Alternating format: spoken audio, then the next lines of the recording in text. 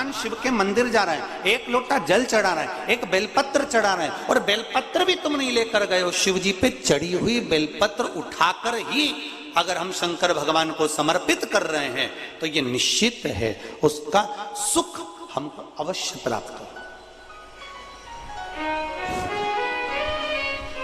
उसका आनंद हमको अवश्य प्राप्त हो, उसका फल हमको अवश्य मिले।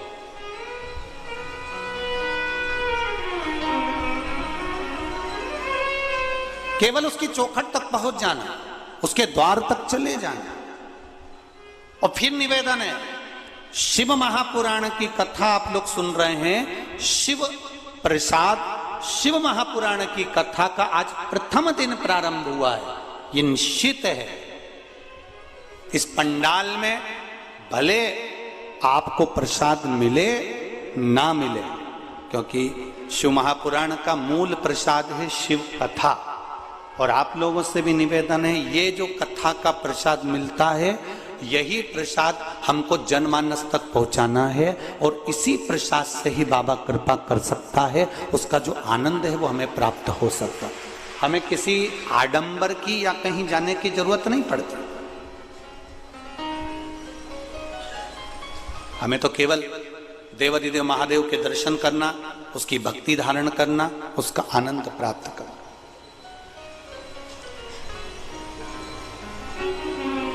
उसका भजन प्राप्त करना। शिव कथा कर रहे, आत्मदेव नाम का ब्राह्मण श्रीमद् भागवत में कहा संत के चरण पकड़ लेता है और संत से कहता है आप अगर कृपा करेंगे तो मेरे को अवश्य संतान की प्राप्ति होगी। आप करुणा करिए, आप कृपा करिए, आप दया करिए।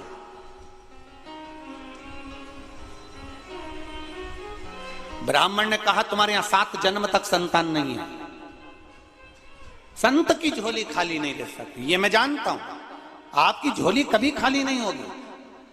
संत यदि साधु गुरु ब्राह्मण संत सन्यासी तपस्वी साधक उपासक मात्र अपनी दृष्टि ही दे देते हैं तो वो भी किसी प्रसाद से कम नहीं होती। उनकी दृष्टि से भी हमारा कल्याण निश्चित हो जाता है।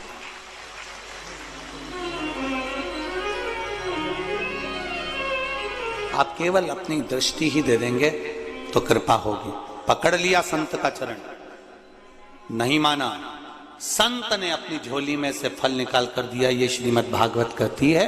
वो फल देकर कहा ये तेरी पत्नी को खिला देना, और वो फल प्रसाद का मिला था और वो फल प्रसाद का उसने अपनी पत्नी को दिया और कहा गर्भ ठहर जाएगा। और पत्नी ने क्या करा? आप लोगों ने तो खूब भागवत सुनी, बड़ौदा में तो खूब भागवत होती, बड़ोदरा के अंदर। फिर क्या हुआ? वो फल उसने किसको खिला दिया? जम के बोलो जरा, गाय को खिला दिया।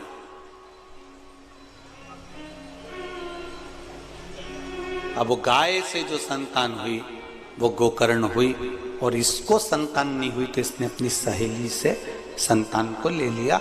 उसका नाम धुंधकारी हो गया। एक जरा सा प्रसाद का अपमान हुआ था, और वो प्रसाद का अपमान इतना हुआ कि धुंधली को कुएं में कूद कर अपने प्राणों को त्यागना पड़ा। एक बात आप लोगों से थोड़ा सा कहना चाहेंगे, थोड़ा अगर आप लोगों को अच्छी लगे जिंदगी में तो उतारिएगा जरूर। हमारे यहाँ शिव महापुराण में लिखा है शंकर भगवान का जो प्रसाद होता है, चलो शिव पुराण का नहीं मानो तो स्कंद पुराण का मान लो।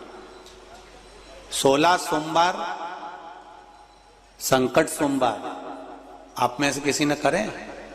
16 सोमवार कोई करे यहाँ पर? संकट कोई व्रत करता है, 16 सोमवार के व्रत करता है तो उसमें जो प्रसाद बनता है चूरमे का, और जब उद्यापन होता है, उद्यापन में जो प्रसाद बनता है उस प्रसाद को उसी दिन समाप्त करना पड़ता है।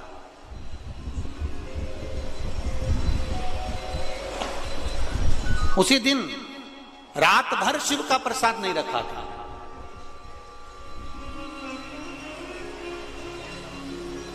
ये अब तो बहुत ज्यादा संख्या में भीड़ होने लगी, इसलिए बेलपत्री व्यासपीठ से देना बांटना बंद कर दिया। नहीं तो पहले सा शिव महापुराण के अनुसार 6 दिन तक व्यासपीठ पर शिव पोथी पर जो बेलपत्र चढ़ती है वो बेलपत्र औषधि का कार्य करती है। 7वें दिन जो बेलपत्र चढ़ती है वो कुबेर भंडार का कार्य करती है। ये शिव महापुराण में आपने कई बार सुना हो।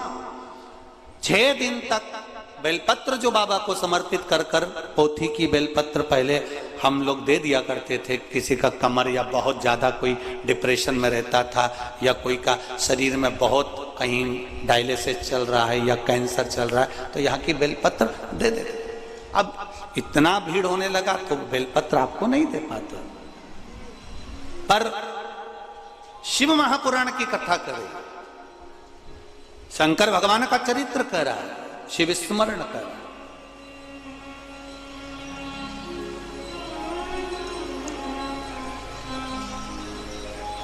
कि मात्र बेलपत्र का दर्शन ही, शिव प्रसाद का मात्र स्पर्श ही हमको सुख देता है।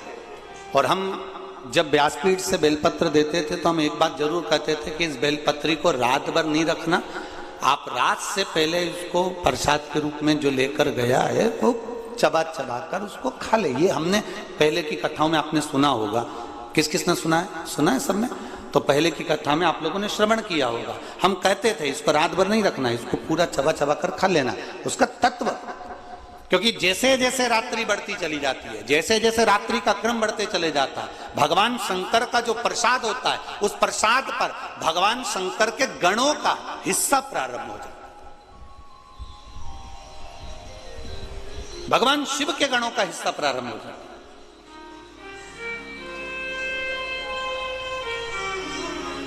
मध्य रात्रि के पहले पहले तक आप भगवान शंकर की जो बेलपत्र है, भगवान शिव का जो आप लोग, कई माताएं, किसी के शरीर में कपड़ दर्द है, किसी के घुटने में दर्द है, किसी के कमर में दर्द है, वो शिव मंदिर जाती है, जल चढ़ाती है, एक बेलपत्र बाबा की उठाकर वहां खा लेती है, लेकर आती है। बहुत अच्छा काम। उसको लाकर आपने रख दिया, रखा है, पड़ा हुआ है, थोड़े दिन तक रखा रहा। केवल शिव महापुराण की कथा ऐसी है जिसके अंतर्गत शास्त्र वर्णन करता है कि जो प्रसाद आपने शिव जी का लेकर आए हो उसको रात्रि के मध्य से पहले उसको पूर्ण तरह से समर्पित कर दो। नहीं तो कई बार हम बड़े बड़े मंदिर जाते हैं, वहां से बहुत सारा प्रसाद लेकर आ जाते हैं। लेकर तो हम आ गए, अब वो प्रसाद थोड़े दिन तक तो तुमने 2-1 दिन तक तो खाया, खाने के बाद उस प्रसाद को फिर फ्रिज के ऊपर रख दिया, फ्रिज के ऊपर से उठाया, फिर फ्रिज के, बोलते जाओ जरा, बोल तो, फ्रिज के अंदर रख दिया। फ्रिज के अगर बेटी को दुख होगा तो संकल्प देने वाला उसको रोना पड़ता ही है। तुमने संकल्प दिया और तुमने दी गाय, और वो गाय अगर दुख पा रही है, वो गाय अगर भूखी है, वो गाय अगर प्यासी है, नरक तुमको भोगना पड़ेगा। अब तुम कहोगे हमने तो ब्राह्मण को दे दी थी, तो ब्राह्मण को दी तो ब्राह्मण ने क्या तुमसे जाकर कहा था कि मुझे गाय ला कर दो? और ब्राह्मण ने यह कहा था कि वो गाय तुम मुझको देना तो मैं संभाल लूंगा? तुमने कहा हमारे दादाजी चले गए तो गौदान करना है, हमने दादी जी चली गई तो गौदान करना है। इसलिए हमारा सनातन धर्म कहता है गाय उसी को दो जहां पर गौ माता की सेवा हो सके। बेटी को ऐसी जगह मत दो कि बहुत धन देख लिया। बेटी को देने से पहले ये देखो कि जिस जमाई के साथ बेटी को दे रहे हो, जिस लड़के के साथ बेटी को ब्याह रहे हो, वो बेटी को सुखी रखेगा कि नहीं रखेगा। मालूम पड़े पेट्रोल पंप देख लिया, ने गाड़ी ने बंगला देख लिया, और रोज बेटी आंख से आंसू ढाल ढाल के रोए अपने पापा से के पापा कहाँ दे दी? धन की अपने यहाँ कमी थी क्या बाबूल? अगर देखना था तो लड़का तो अच्छा देखना था। मदिरा का नशा करता है, व्यसन करता है, गालियां देता है, अपशब्द कहता है, तो ऐसा धन किस काम का? वो संपदा किस काम की? कन्यादान करने वाले बाबुल को रोना पड़ता है, गौदान करने वाले व्यक्ति को रोना पड़ता है। उसी तरह शास्त्र यहां वर्णन कर रहा है, शास्त्र कर रहा है प्रसाद आप लेकर आए, उतना लेकर चलो। और लायो, दलिया भर कर लायो, डब्बा भर कर लायो, मिठाई ढेर सारी लायो, तो उसको बांटते हुए चलो। पर आसक्ति इतनी प्रबल होती है, जब प्रसाद ज्यादा दिखता है तो हमारी आसक्ति भी बढ़ जाती है। हमारे पास में 10 किलो लड्डू रखे रहने दो, अभी बाद में दूंगी, रखे रहने दो, अभी बाद में दूंगी, रखे रहने दो, बाद में दूंगी। फिर विचार आया कि मेरा बेटा खाएगा, बेटे ने विचार करा पत्नी खाएगी, पत्नी ने सोचा पोता खाएगा, पोते ने सोचा बच्चा खाएगा, जीजी खाएगी। वो प्रसाद रखा रखा रखा रखा रखा रखा, सब एक दूसरे का इंतजार कर रहे हैं, ये खाएगा वो खाएगा, किसी ने नहीं खाया। आखिरी में वो फ्रिज में गया, छुप गया। छुपने के बाद फिर वो बर्तन वाली के पास, फिर वो जमीन पर गया, उसका दोष भुगतना पड़ा। फिर किसी ने कहा गुरुजी हम मेहनत तो बहुत करते हैं पर हमको उतना फल नहीं मिलता, उसका कारण क्या है? अर्थात तुमने किसी ना किसी स्थान के प्रसाद का अपमान करा है, तुम्हारे फ्रिज में वो सड़ता रहा है, पड़ा रहा है, उसको तुमने सदगति प्रदान नहीं करी, इसलिए फिर तुम कहो, फिर किसी के यहाँ जाओगे, साहब हमारा व्यापार थोड़े दिन चलता, थोड़े दिन चलता ही नहीं है, हमारा मन अशांत रहता है, कारण क्या है बताओ। अब पंडित जी तो कहेंगे कि तुम्हारे यहाँ वास्तु दोष है, काल सद दोष है, पितृ दोष है, ये दोष है, पर पंडित जी ने ये थोड़ी ना कहा कि तुम अभी घूमने गई थी, वहां से प्रसाद लाई थी, 15 दिन तक पड़ा रिया, लाई और रखा। अब और सरल भाषा में लो, तुम अपने मायके से तुम्हारी बहन की छोरी को लेके तुम अपने ससुराल आई, और समझ लो री बड़ोदरा वाली, और अच्छे से समझ लो, और जितने आस्था चैनल पे सुन रहे हैं वो भी समझ लो। तुम गई मायके, अपनी बहन की छोरी को ले आई, अब बहन की छोरी को लेकर आई, एक दिन बहन की छोरी का सम्मान करा, 2 दिन करा, अब वो बहन की छोरी को थोड़ी पढ़ाई करना थी तो उसने मासी मैं यहीं रह जाऊं, मासी ने कहा अब उस बहन की छोरी का सम्मान तुम्हारा ना पति करे, ना तुम्हारे छोरा छोरी करे, ना तुम्हारी सास करे। ईमानदारी से बोलो, वो बहन की छोरी यहाँ रहेगी क्या? बोलो बोलो, जम के बोलो, नहीं रहेगी ना? वो तो कह देगी मासी, ओ मासी। मासी बोले हाँ बेटा, ये सब लगाते मुझे फांसी, मैं जा रही हूं मासी। अब वो तो छोड़ी और चल।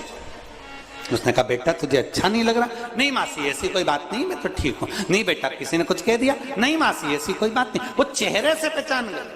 उसी तरह जब तुम इतने लाड़ प्यार से अपनी बहन की छोरी को लेकर आए, उसका आदर नहीं हुआ तो बहन की छोरी नहीं टिकती है। और दूसरी बार वो बहन की छोरी से तुमने कहा चल मेरे घर, अब आएगी?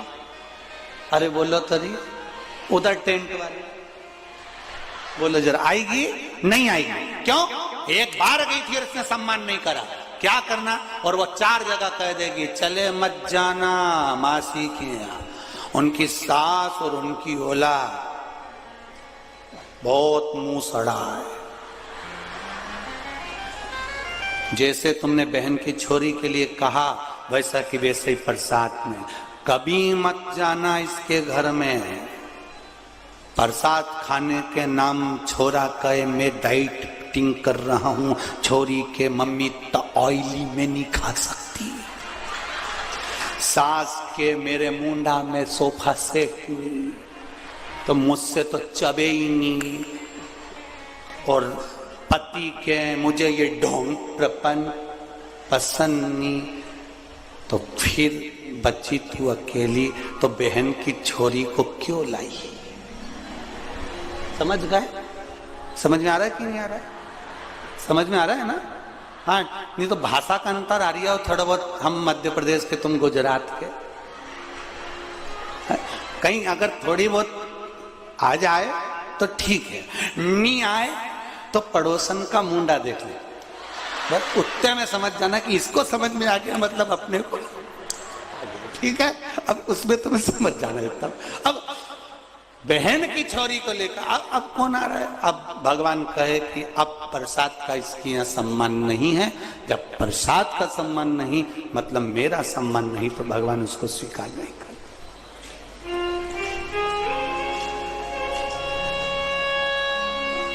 एक प्रसाद के 2 टुकड़े हो गए थे, एक प्रसाद के 2 टुकड़े हो गए थे, 2 टुकड़े।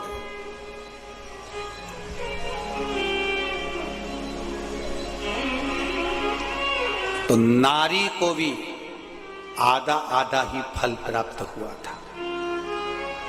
जरासंध की मां,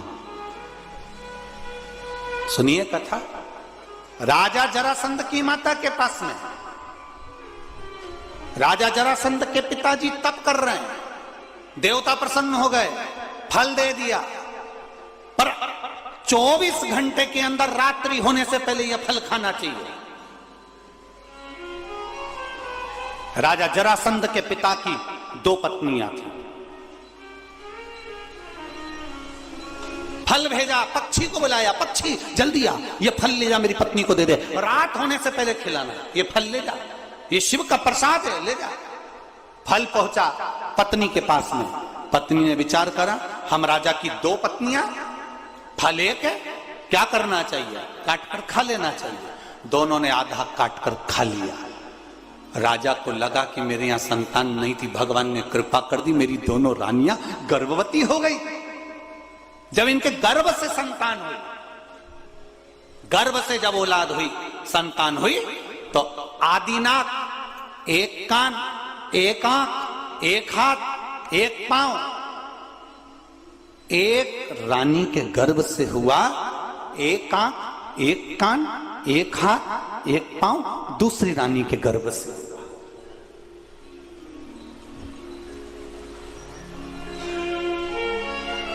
राजा के पास सूचना गई, महाराज रानियों को संतान तो ही है,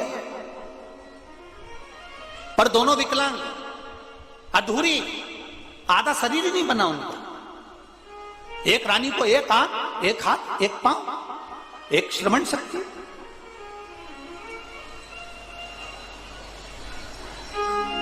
श्री राम जी महाराज हमारे बीच में पधारे। एक बार दंडवत प्रणाम करते हुए जोरदार ताली बजाकर स्वागत करें। श्री राम राम स्नेही संप्रदाय के परम रसिक संत शिरोमणि हमारे बीच में विराजित हैं। एक बार जोरदार ताली बजाकर श्री राम जी महाराज के पावन। गुरुवर से दूसरी बार मिलना हुआ। एक बार अपना पैलेस में श्री मुन्ना जी राठौर द्वारा कथा में मिलन हुआ था, दूसरी बार प्रणाम।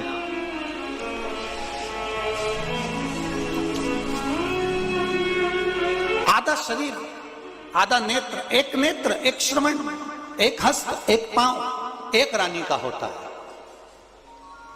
एक नेत्र, एक श्रवण, एक नासिका का छिद्र, एक हाथ, एक पांव, एक रानी का होता है।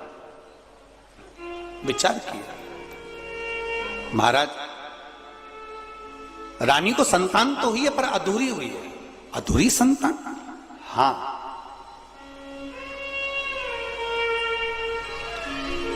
क्या करा जाए? फेंक दिया जाए, इसको कहीं जमीन में गाड़ दिया जाए। आदि आदि संतान को एक नारी को दिया, दासी को, जाओ इसको जंगल में फेंक दो। जंगल में ले जाकर फेंक दिया। रानी रोती रही, हमारी औलाद भी दी भगवान ने तो आदि आदि दी। ऐसी कैसे हो गया, कैसे हुआ है?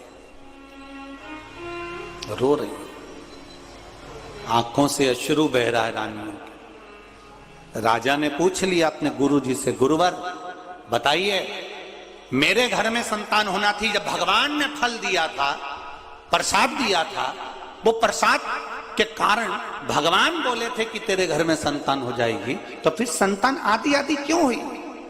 भगवान देव अधिदेव महादेव ने कह दिया, राजन तेरे यहां जो संतान हुई है, मेरे प्रसाद का हिस्सा आधा आधा कर दिया गया था, इसलिए संतान भी आधी आधी। बच्चा पड़ा हुआ है, एक टुकड़ा इधर, एक टुकड़ा उधर पड़ा है। उसने देखा बच्चा रो रहा है पर आधा है, उसके होठ भी आधे कटे हुए हैं, आंख एक है, परंतु उसने उठाया। आगे जाकर देखा दूसरी जगह बच्चा रो रहा था, उसने उसको भी उठाया। उस अहोई राक्षसी माया जानती थी और माया से इतना ज्यादा प्रबल हो गई, दोनों बच्चों को हाथ में लेकर उसने ईश्वर का स्मरण करा, भगवान का, और अपनी माया से बच्चे को जोड़ दिया। बच्चा रोने लगा, एक हो गया। राजा के पास लेकर चली गई, महाराज ये आपका पुत्र है, इसको संभाल कर रखिए। राजा ने कहा था मां मेरा बच्चा तो आधा आधा हुआ था, ये पूरा कैसे हो गया, ये पूर्ण कैसे हो गया।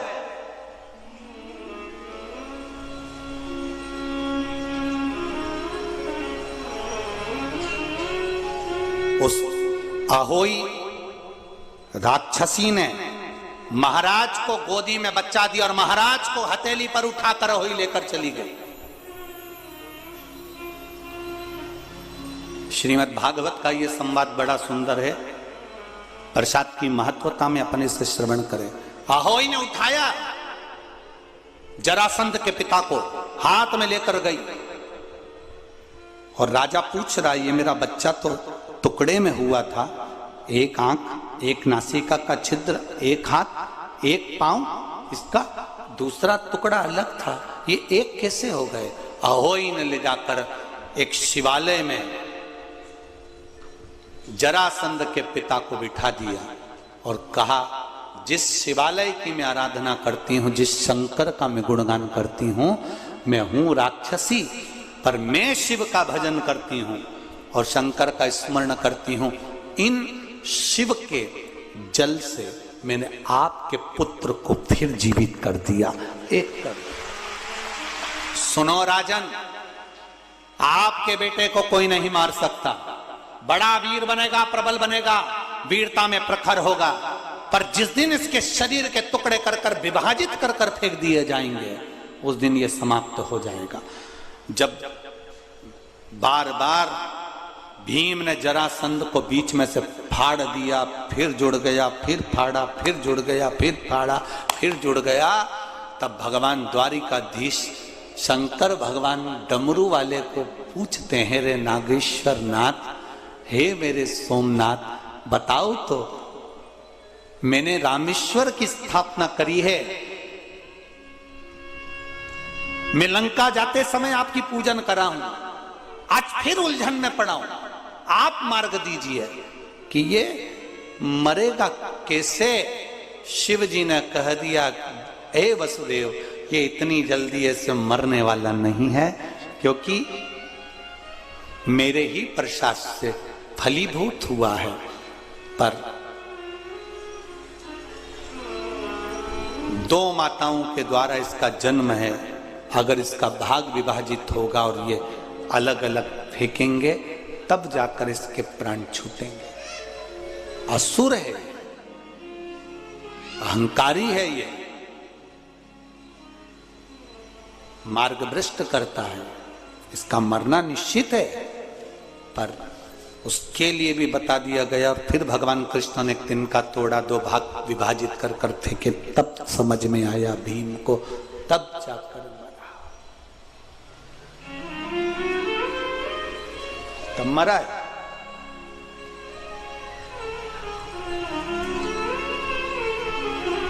किसकी पूजन करता था जरासंध?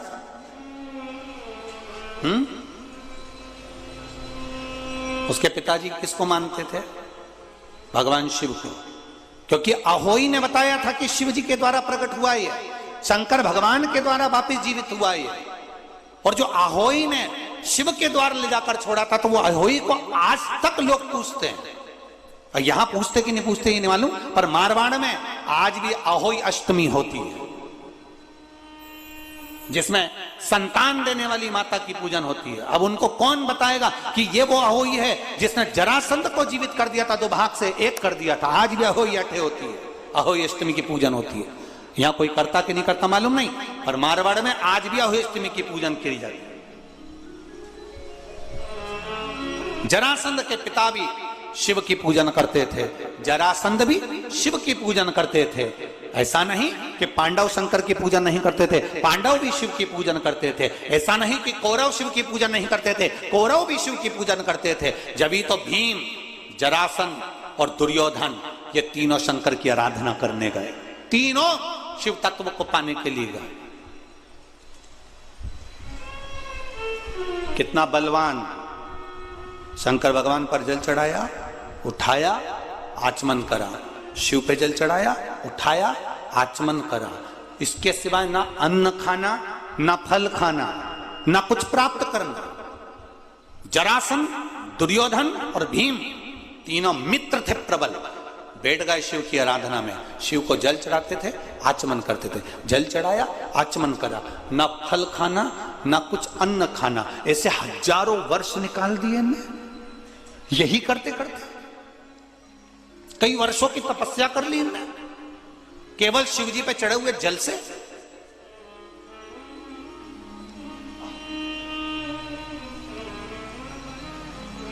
भीम से रहा नहीं गया। भीम ने कह दिया मुझे बहुत भूख लग रही है जरासंध। दुर्योधन मुझे भूख लग रही है। दुर्योधन कहने लगा तू तो बड़ा भूखा व्यक्ति है, तुझे बड़ी भूख लगती है, हम शंकर भगवान को चढ़ा हुआ केवल चरणामत लेंगे, इसके सिवा कुछ नहीं लेंगे, तेरी मर्जी पड़े जहां चले जा। अब इन दोनों ने चरणामत लेना प्रारंभ करा। भीम उठे, फल खाने चले गए और इतने में शंकर भगवान प्रकट हो गए और शिव जी प्रकट होकर बोले मांगो तुमको क्या चाहिए, क्या दूं मैं तुमको।